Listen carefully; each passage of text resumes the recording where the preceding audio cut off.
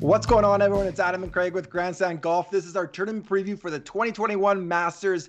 Thank you, everybody, for the support to the 2021 season so far. This is our first major. If you are a subscriber, hit that thumbs on and continue to support us. We really appreciate it. You know, if you've watched a couple videos, you haven't yet subscribed, just go down, take that moment right now, subscribe to our channel. We're going to make that final push to 1,000 subscribers. We think we might be able to get it done for the Masters.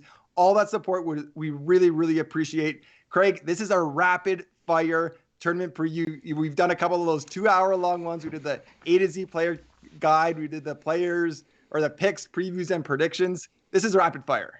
Yeah, we're gonna be under 2 hours for sure. I would even venture to say we're gonna be under an hour, but you know, we'll just have to wait and see. We'll see. Okay, this is the 85th edition of the Masters. I mean, it's April. It's the Masters. It's great for golf fans. With the Masters, obviously, we do have the limited field for this major. 90 players in the field. Top 50 in ties make the cut. You know, it used to be if you're within 10 of the leader, you make the cut. But now it's just top 50 in ties. The winner does receive lifetime invite to future Masters. You know, that's kind of one of the cool features of winning the green jacket is you get to come back for life. Yeah, although I think they have changed that, and they make it so you can't necessarily come back for life. It's like once you're no longer necessarily relevant in golf and like can't really get around the course, I think that you kind of gently get pushed out the door. But you're still invited to come participate in the weekend. And it's cool for the golf fans to see those 80s champions come back and play 40 years later almost. I mean, we had the COVID changes with the November Masters. There's still a few in place. No par 3 contest on the Wednesday, and we will have limited patrons to this event. Craig, looking at previous winners, obviously DJ ran away with that November Masters with a record-breaking -20. Then we had Tiger Woods, Patrick Reed, Sergio Garcia, Danny Willett, Jordan Spieth, Golden Boy Jordan Spieth, who just won at the Valero Texas Open, and Bubba Watson rounds out our recent winners. Yeah, I mean, you know, I feel like there's not a whole lot about the Masters people don't already know, so I think we can be brief on the quick hitters. We'll jump over to Augusta National, which, again, people probably already know this stuff, but we'll give it to you in case you don't. Real quick, most people do know this. Augusta, Georgia, Augusta National. It is Augusta National where the Masters is held every single year. Opened in 1932. It has hosted the Masters since 1934. Designed by Bobby Jones and Alistair McKenzie.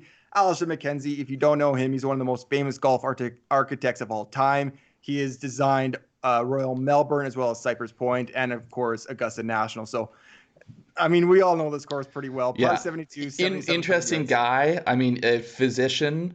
He left practicing medicine, you know, served in World War I could go on and on, but as Adam was not going to let me because we do have to keep this one shorter. But Alistair McKenzie, maybe I'll do a whole video on him one day. I like it. Okay, Craig, tell us who has the best history here. Who are the horses for courses? Okay, so top 5 horses for courses. What I looked at here, you know, I tried to look at people who had longer history. So, you know, there's some people who maybe have 5 starts or less that, you know, they have shown to be very good. But maybe like a Jon Rahm, for example, he's been very good, but he only has, I want to say, 4 or 5 starts. So top of the list, I've got Jordan Spieth. He has the least amount of starts of the 5 guys I'm looking at here. 7 starts, but 6 times he's been tied for 21st or better. 4 top 3s. Everyone knows he won this back in 2015, and he has a couple of runners up. So Jordan Spieth, I think he's got to be the clearest horse for course, as long as Tiger Woods is not teeing it up.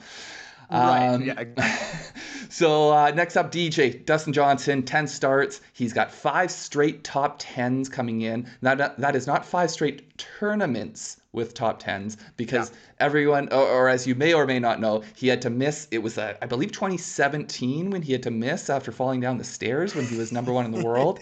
But he has been 6 or better 4 times, and you know, he was the 2020 winner. I think he really needs to get that April Masters though. I mean, the 2020 edition, maybe there's no asterisk. I won't even get into that. I mean, he'll have a couple decades to do it. Yeah. Justin Rose, 3rd on the list. First guy without a win on my list here. 15 starts. He's been in the top 25 12 times in those 15 starts. So just, you know, an absolute model of consistency. He does not have a win, but he was runner-up in 2015 and 2017 when he lost. I know you're going to get this one. He lost in a playoff to Sergio. Come on, it's yeah, Sergio, there you go. Yeah, Justin Rose kind of let that one get away from him. The Sergio Masters probably should have been a Justin Rose Masters, but hey, that's what happens. Got to And close down definitely the stretch on Sunday.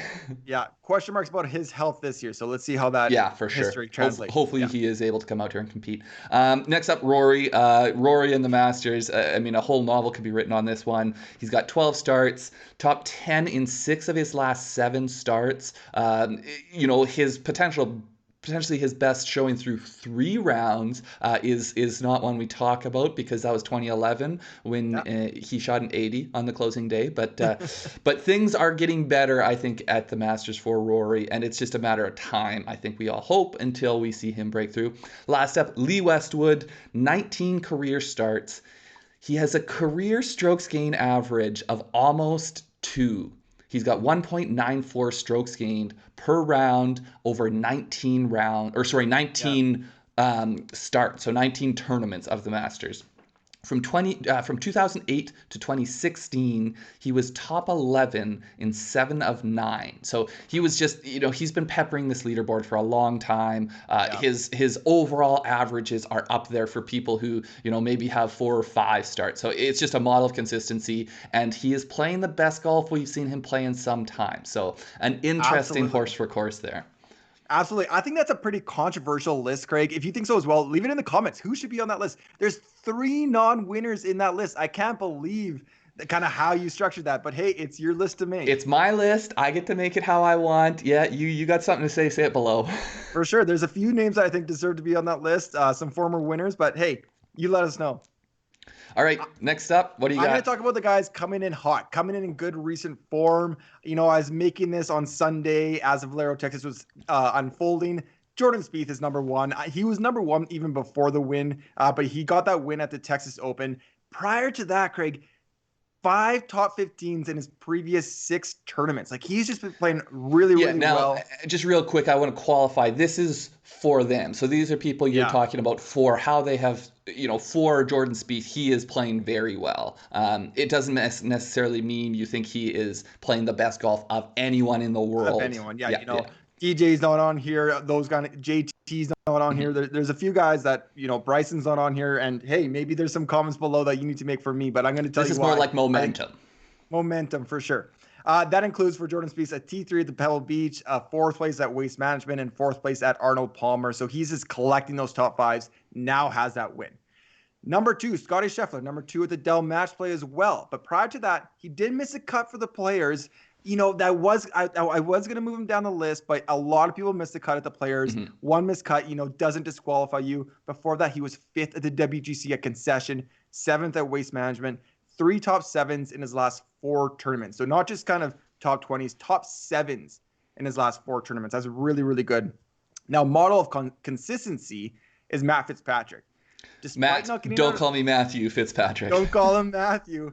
He's coming with 6 straight top 20s, including a 5th at Riviera. Despite not getting out of the match play, hard pull there. Match play was really hard. It's hard to make this list with that match play because it kind of seems like a miscut, but not getting out of the pool doesn't disqualify you. Yeah.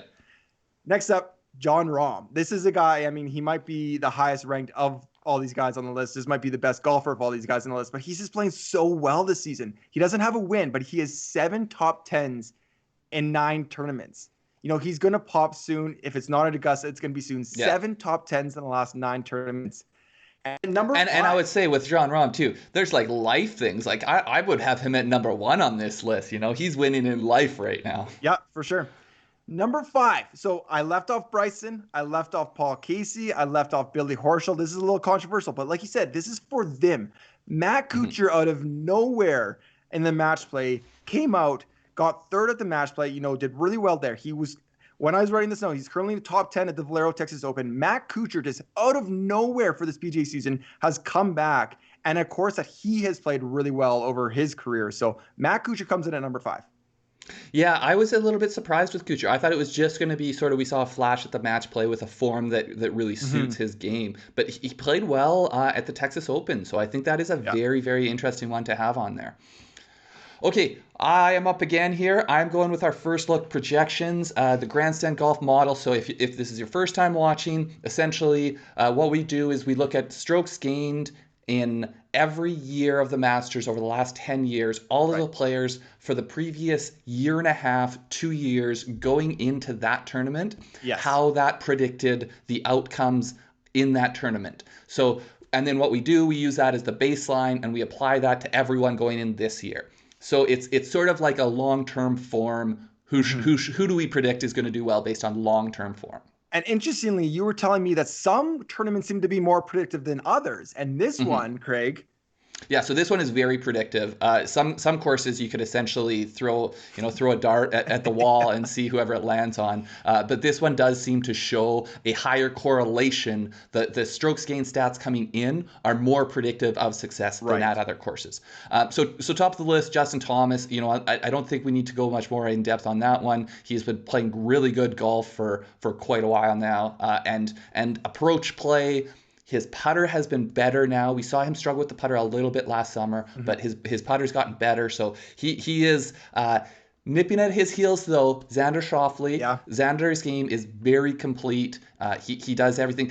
You might see a little bit of a skew on this list towards putting and approach play. Sure. And I think Xander's a much better putter than we give him credit for as a top player in the world. Yeah. And another one like that is Webb Simpson. He's mastered that arm lock putter and approach play. We know he's shown that for quite a while, how he is an elite approach play. The one thing that Webb lacks a bit, that I do not capture very well necessarily by itself, is driving distance. And so the way that our model works, it just looks at strokes gain off the tee. It does not, it does not differentiate between accuracy and distance. So that may be something to cause a little bit of skepticism and pump the brakes. But as Adam is not pumping the brakes on Webb. So we'll get into that later. Yeah, for sure. Next up, Bryson DeChambeau. Bryson, I mean, he's just killing it. He's topped the strokes gain total so far for the 2020-2021 season. So obviously he's doing well in individual categories. But him and Jon Rahm, I think, are two obvious ones to be on the top of this list. Yeah, I really like seeing Webb Simpson come in at number 3. We did our Masters preview podcast, which you can watch on YouTube, and he was my pick to win. He's my outright selection at 40-1. I didn't think he only averages about 293 off the tee. Usually that kind of disqualifies you from previous Masters winners, at least in the recent history. So I like seeing Webb up there. I like it. Yeah, a lot of interesting names, and there's a lot of interesting names that just missed this, like the 2020 winner, for example. Yeah, for sure. Okay, that leads us to the most interesting man in the field.